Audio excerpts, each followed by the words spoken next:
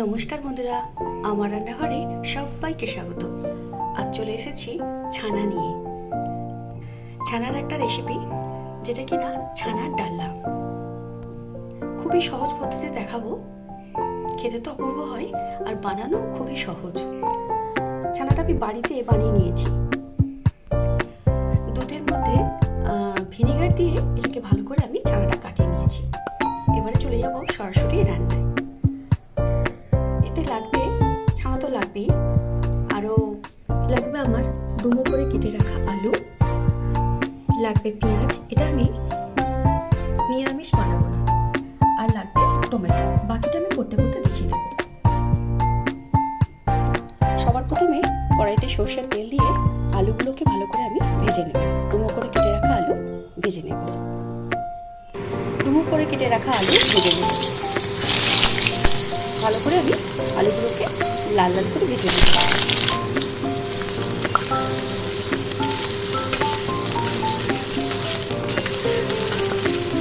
সামান্য দিয়ে দেবো লবণ, আর দিয়ে দেবো সামান্য হলুদ। একেবারে সামান্য দিয়ে দেবো হলুদ গুঁড়ো। ভালো করে লাল লাল করে আমি ভেজে নেব।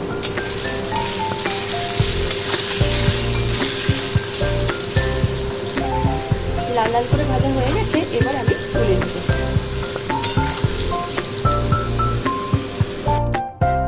এবারে কড়াইতে দিয়ে দিলাম 1 চামচ জিরে ফোড়ন দিলাম, আর একটা দিলাম শুকনো লঙ্কা, কয়েকটা দারচিনি, লবঙ্গ, এলাচ, আর দিলাম একটা তেজপাতা। এবারে ভালো করে ফোড়নটা আমি ভেজে নেব।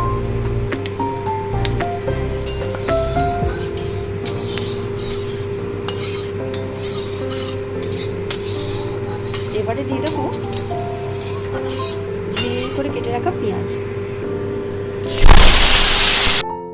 দুটো বড় সাইজের পেঁয়াজ আমি দিয়েছি। ভালো করে আমি এটা ভেজে নেব।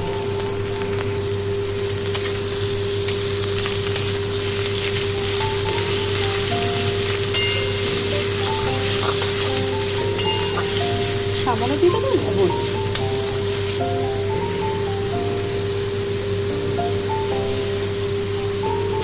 দিয়ে দেবো 1 চামচ আদা বাটা।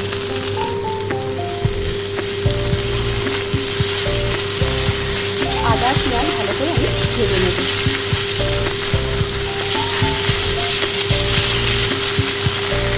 এবার দিয়ে দেবো একটা ছোট্ট সাইজের টমেটো কুচি।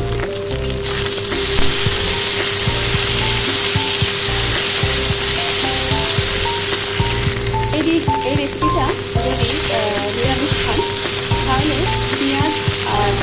পেঁয়াজ না দিলে বাকি সব উপকরণ ভালো লাগবে। ঘি, গরম মশলা, জিরে ফোড়ন, টমেটো, একটু আদা বাটা, একটুখানি ঘি, ভালো লাগবে। এবারে আমি কয়েকটা মশলা একটু বাটিতে ভিজিয়ে নেব।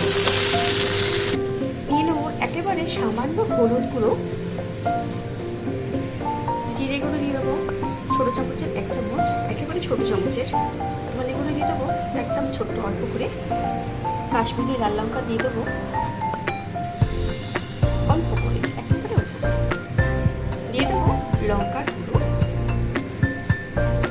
আর দিয়ে দেবো চিনি। এবারে জল দিয়ে কিছুক্ষণ আমি এটা ভিজিয়ে দেবো।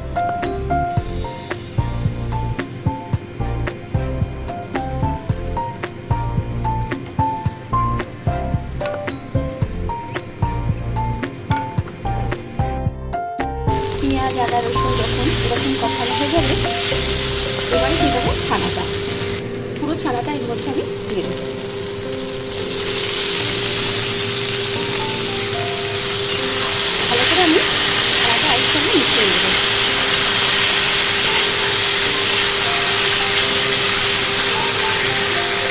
ভালো করে আমি মিশিয়ে নিয়েছি। এর মধ্যে দিয়ে দেবো সামান্য হলুদ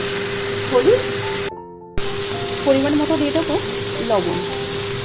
এই রান্নাতে হলুদের পরিমাণটা একটু কম করে নিতে হবে, তাহলে ভালো হবে দেখতে। খাওয়ার খাওয়ার স্বাদটাও অপূর্ব হয়। হালকা আছে আমি এটা ভালো করে আমি মিশিয়ে নেব।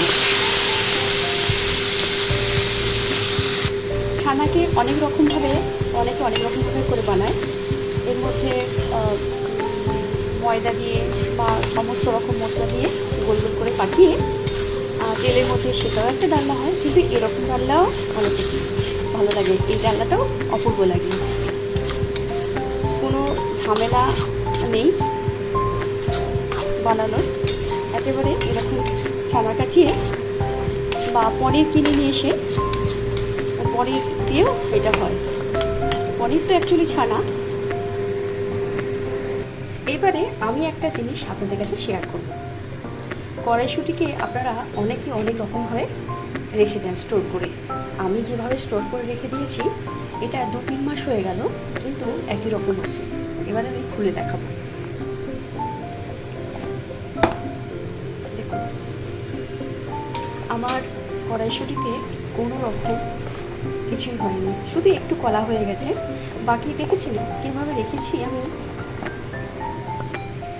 বাজারে দেখবেন এরকম কাপড়ের পলিথিন দেয় মিষ্টিতে বা অন্য কিছুতে, সেইটা আমি ভালো করে এর মধ্যে মিলে দিয়েছি। হ্যাঁ, আর কিছু না, বাকি আর কোনো কিছু না। এর মধ্যে দিয়ে এটাকে আমি ভালো করে এর মধ্যে রেখে দিয়েছি। অনেকে অনেক রকমভাবে করে, কিন্তু আমার এখনও পর্যন্ত কিছু হয়নি। মানে সুন্দর আছে, একবার তরতাজা। এটা আমি কিছুটা নিয়ে নেব, এটা আমার লাগবে।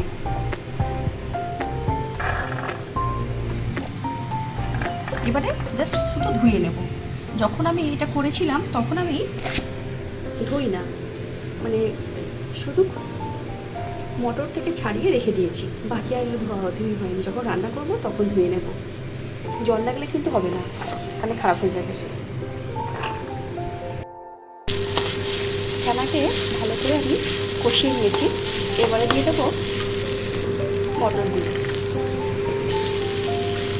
ওই মটরগুলোকে এর সঙ্গে আবার আমি মিশিয়ে নেব।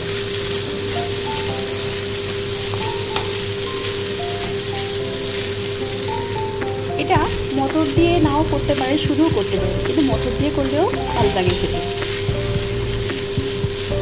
রুটি পরোটার সাথে অপূর্ব লাগবে।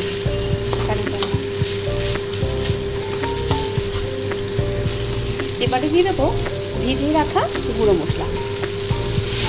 জলের মধ্যে যে তুলে রেখে দিয়েছিলাম সেটা আমরা দিয়ে দেবো। আর দিয়ে দেবো ভেজে রাখা আলু। এই যে ভেজে রাখা আলুটা দিয়ে দেবো।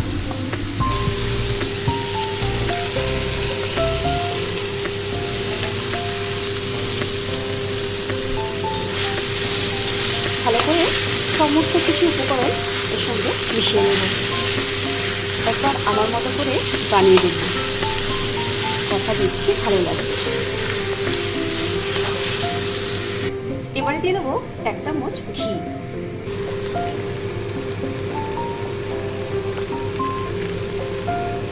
ব্যাস,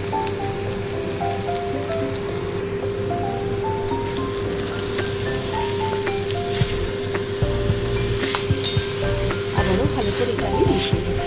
এবারে দিয়ে দেবো গরম জল।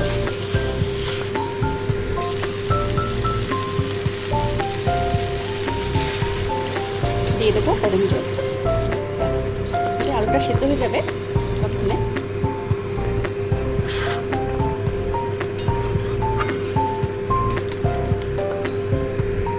আলুটা যাতে সেদ্ধ হয় সেজন্য আমি কিছুক্ষণ ঢাকা দিয়ে দেবো। ফিরে এলাম কিছুক্ষণ পর, দেখে নেব। জলটা অনেকটা শুকনো হয়ে গেছে।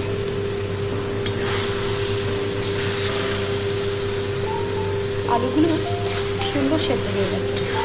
এবারে কিছুটা শুকনো হোক, কিছুক্ষণ শুকনো হয়ে গেলে আবার নামিয়ে নেব। হয়ে গেছে, এবার আমি নামিয়ে নেব।